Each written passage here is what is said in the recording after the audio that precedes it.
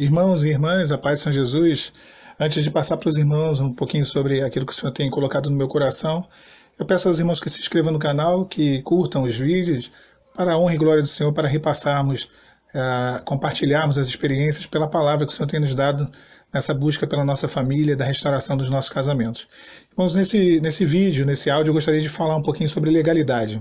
O que vem a ser a legalidade no mundo espiritual? A legalidade, ela é a porta de entrada para Satanás, para o inimigo ele atuar numa vida, para poder ele entrar dentro de uma família, entrar dentro de um casamento. Imaginemos, para poder alcançarmos até mesmo o entendimento de uma forma mais clara, um tribunal, onde nós somos o réu, Deus ele é o justo juiz, e existem dois advogados, um de acusação e o outro de defesa. Digamos que o adversário, o inimigo das nossas almas, é o advogado de acusação, e o Senhor Jesus é o advogado de defesa. Meus irmãos, o que vem a ser legalidade?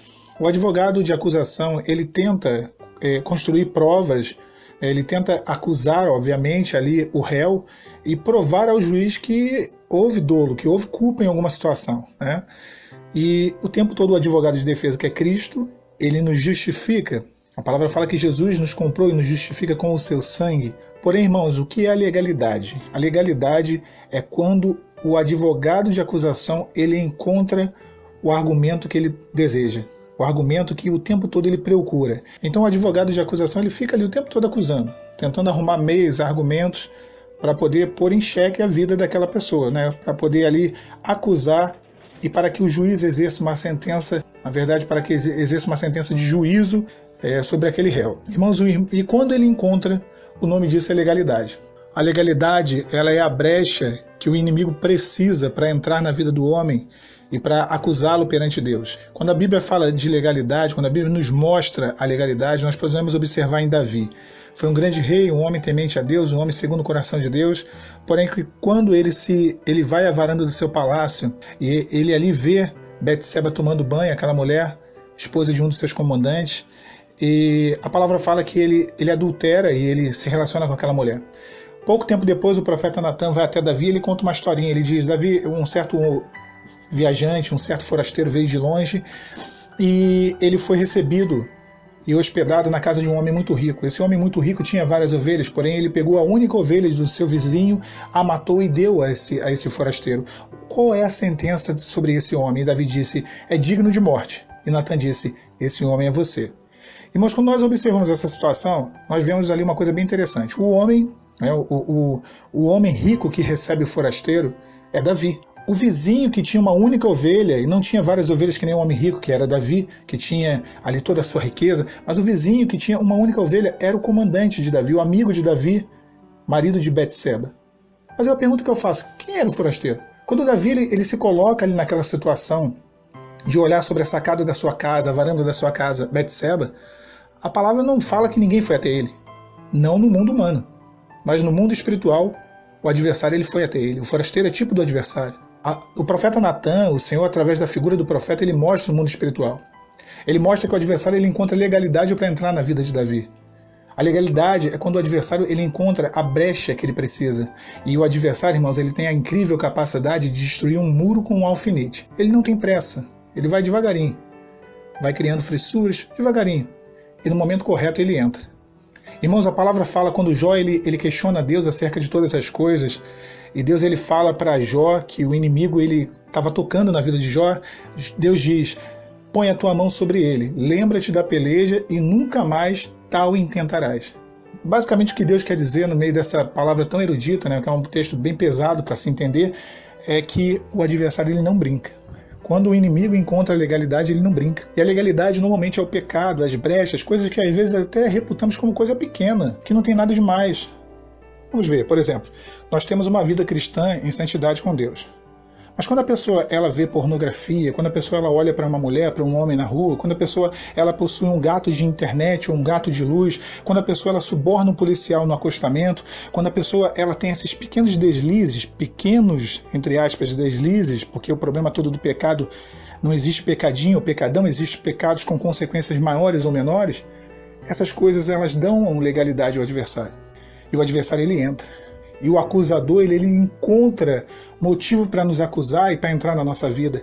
Irmãos, Satanás, ele não bate na porta do nosso coração. A Bíblia fala em Apocalipse que Deus, ele bate. Eis que estou à porta e bato, aquele que abrir eu entrarei e cearei com ele. Deus é educado na sua relação com o homem. Deus, ele bate a porta do nosso coração. Ele quer ser convidado a entrar. O adversário não. Ele entra por brechas, pequenas brechas. Ele precisa dessas brechas para entrar.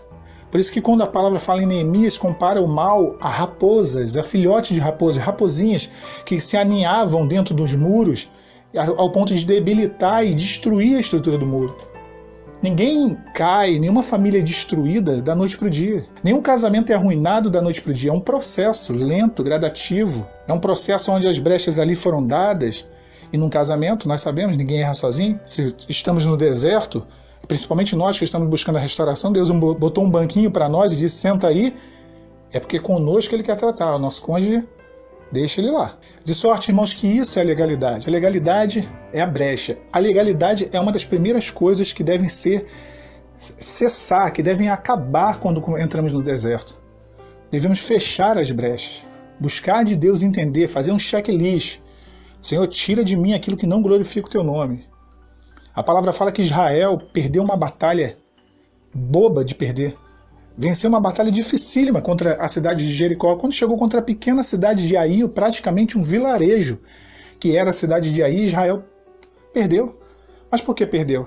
E o Senhor falou, há o anátema dentro da congregação. Há uma maldição dentro da congregação. Há uma legalidade. Um homem chamado Acã pegou um item, uma idolatria, escondeu dentro da sua tenda. E ali ele enterrou dentro da sua tenda esse pequeno item, essa pequena legalidade. Proporcionou derrota, uma derrota imensa para todo o povo. Morreram milhares de judeus, milhares de israelitas morreram naquela batalha. Temos que fazer esse checklist. Temos que reparar essa brecha. Como diz o salmista, sonda-me, ó Deus, conheces o meu coração, vê se há em mim algum caminho mau e me guia pelo caminho eterno. De sorte que Deus, ele vê tudo, irmãos. Ele vê todas as coisas, ele sabe daquele contatozinho nosso escondido que está lá, aquele contato da irmã, do irmão que está lá escondidinho, de stand-by. Se não der certa restauração, olha, eu tenho um segundo plano, o plano B. Ele sabe do perfil falso que foi criado. Ele conhece o perfil falso, ele sabe do Sherlock Holmes, né, do detetive que quer descobrir tudo, que quer saber o que o cônjuge está fazendo, onde que ele está. Ele conhece o nosso coração. Né? A palavra fala que os olhos do Senhor, quanto aos olhos do Senhor, ele percorre toda a terra para fazer firme, forte, aquele cujo coração é totalmente dele. Então devemos confiar. Deus, ele conhece. Tiremos essas legalidades, essas brechas, essas coisas que minam e que retardam, atrasam, que impedem até mesmo a nossa restauração. Quer ver uma coisa que atrasa muito a restauração, que cria muita dificuldade na nossa jornada pela restauração? O rancor. Muitos negam o rancor, não conseguem enxergar o rancor, não conseguem tirar isso do coração. Tem um ódio pelo cônjuge, tem um ódio pela OM, pelo OH, não liberou o perdão. Uma outra situação, irmãos, a idolatria ao cônjuge. Meus irmãos, joga esse cartãozinho do meu cônjuge, minha vida, minha esposa, minha vida, meu marido, minha vida, fora no lixo. Larga a mão desse benefício, isso é uma desgraça, irmão. Irmãos, amarás o teu Deus acima de qualquer outra coisa. Aquele que ama mais o seu pai, sua mãe, seu filho e filha, mais do que a mim, não é digno de mim. Meus irmãos, o altar do nosso coração, o trono do nosso coração, ele tem que ser dado a Deus.